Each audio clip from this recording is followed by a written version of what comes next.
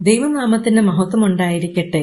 ഇന്നത്തെ ധ്യാനത്തിന് തിരഞ്ഞെടുത്തിരിക്കുന്ന വേദഭാഗം മത്തായി എഴുതിയ സുവിശേഷം 25 അധ്യായം 31 മുതൽ 46 വരെയുള്ള വാക്യങ്ങളാണ്. ഈ ഭാഗത്ത് അന്ത്യന്യായവിധി എങ്ങനെയിരിക്കുമെന്നുള്ളൊരു വിവരണം യേശു നൽകുന്നു. ന്യായവിധി വേർതിരിവിന്റെ സമയമാണ്. ചെമ്മരിയാടുകളെയും കോലാടുകളെയും വേർതിരിക്കുന്ന ഒരു ഇടയനെ പോലെ ക്രിസ്തു സകല ജാതികളെയും വേർതിരിക്കും. ചെമ്മരിയാടുകളെ, അതായത് നീതിമാന്മാരെ തന്റെ വലത്തും, കോലാടുകള്, അതായത് നീതികെട്ടവരെ തന്റെ ഇടത്തും നിർത്തും. ക്രിസ്തു വേർതിരിക്കുന്നത് എന്തടിസ്ഥാനത്തിലാണ്, ഏതു രീതിയിലാണ്? ഇതിനെപ്പറ്റി 1-2 ചിന്തകൾ നമുക്ക് ധ്യാനിക്കാം.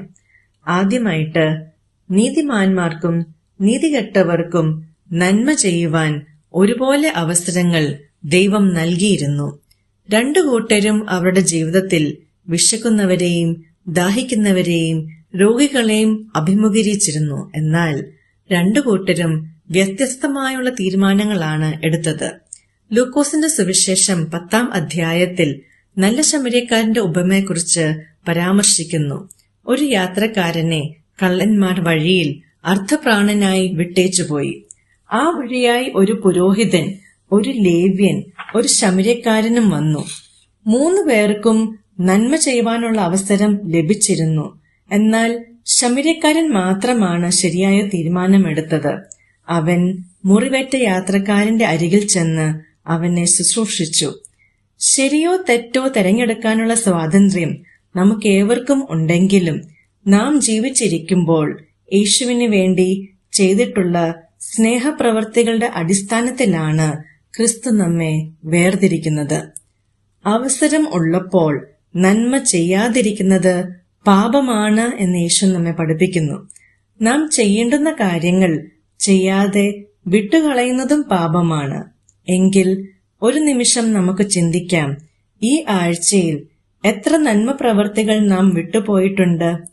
എത്ര പേർക്ക് നമുക്കൊരു സാന്ത്വന വാക്ക് കൊടുക്കാമായിരുന്നു, ആശ്വസിപ്പിക്കാമായിരുന്നു, കരുതാമായിരുന്നു. എന്നാൽ നാം വിട്ടുകളഞ്ഞില്ലേ? ദൈവമേ, ഞങ്ങളോടത് ക്ഷമിക്കണമേ എന്ന് നമുക്ക് പ്രാർത്ഥിക്കാം.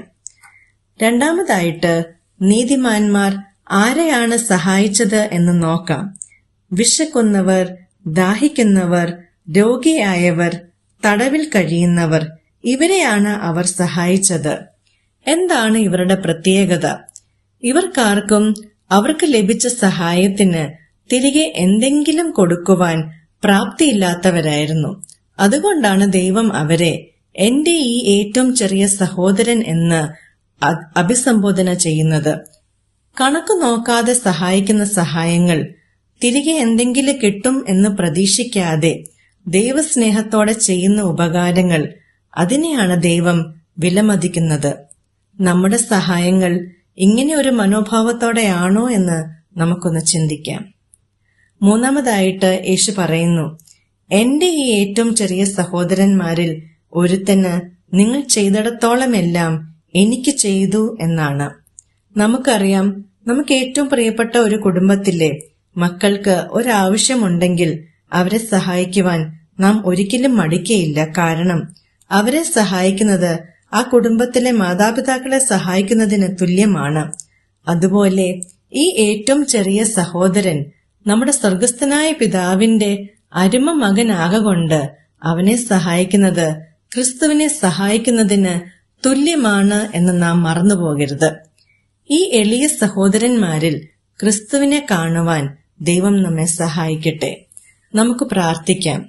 ദൈവമേ, ജീവിതത്തിൽ നല്ല തീരുമാനങ്ങൾ എടുക്കുവാൻ, നന്മ ചെയ്യാൻ അവസരം ലഭിക്കുമ്പോൾ അതിനെ വിട്ടുകളയാതെ മറ്റുള്ളവരുടെ ആവശ്യങ്ങളെ കണ്ട് ദൈവസ്നേഹത്തോടെ പ്രവർത്തിക്കുവാൻ ഞങ്ങളെ സഹായിക്കണമേ.